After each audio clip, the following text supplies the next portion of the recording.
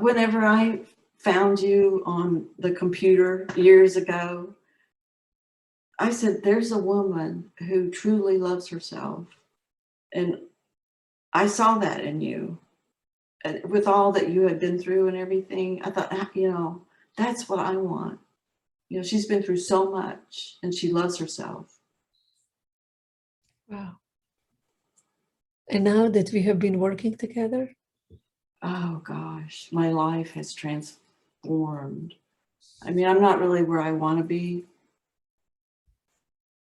You know, I mean, I'm just not quite there yet, I can tell. But I'm way leaps and bounds from where I was when I first talked to you. Remember, I mean, I wouldn't even answer your phone calls. I wouldn't call you or answer your texts. You know, it's like, not get out of the bed. I wouldn't get out of the bed. I wouldn't get out of the house. Yeah. Yeah. So this is after your divorce. What situation you were in? Well, I'd been divorced for quite a few years. I was just in the middle of raising my kids, and I was just drained. 5 children. 5 children, and about that time, you know, they were leaving. They were going to college and getting jobs, and I you know, was face to face with myself, you know, for the first time, and I wanted life. Yeah. And love. You know, I wanted to love myself. I didn't know how to love myself. Yeah. How did that feel to not know how to love yourself? How did you live with yourself? Well, it was really difficult. I mean, I pretty much cut myself off from the world in order to manage. You know, there was a lot of depression and anxiety and just no energy. And I hadn't really felt like I'd had any experience. And so it just felt safer just to shut myself off from the world. Yeah. And how was that working for you? That was like, contact Helena. And remember when we had a VIP day? Oh, wow. That was amazing. Yeah. It really was. Being with you and just our interactions, and I could ask you questions, and yeah, it was like the cherry on top of the ice cream. It was amazing. It really was. But it was also hard. You cried. Oh yeah. Hard places.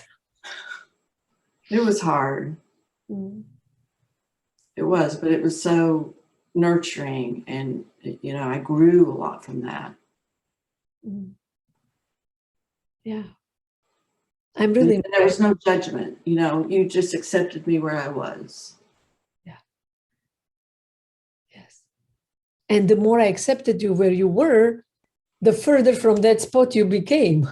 Right. Yeah. It's like I gave myself permission to you know, move forward. Mm-hmm. Yeah. And you started dating. Yeah. Having a life and all these men interested in you. Yeah. And it's like I had no idea people liked me or thought I was pretty. I had no idea. It's like I sheltered myself. Yeah. From the wonderful, friendly world. Yeah. How many years has it been since we met first time?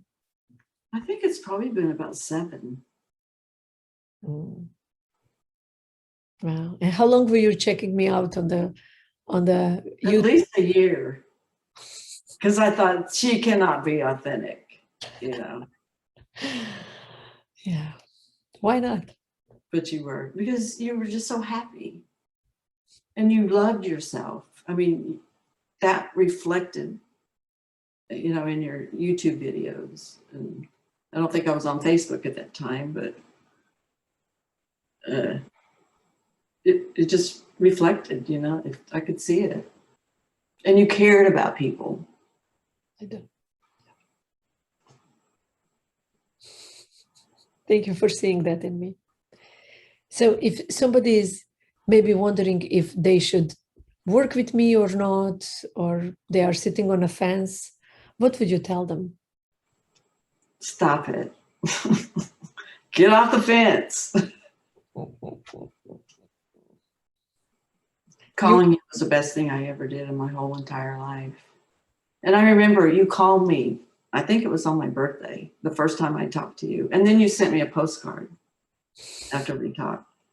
And even talking to you on the phone, you mean you didn't know who I was, but you just listened to my voice and you had insight into my life that was really connected with me. Like you told me, I was like a lake, Yeah. you know, and that was a perfect description of me. I am, you know, deep, mysterious, Peaceful, peaceful, gentle. gentle. Yeah. This is you. Thank you for trusting me with your heart for all these years. It's an honor and pleasure. I really appreciate it. Thank you so much.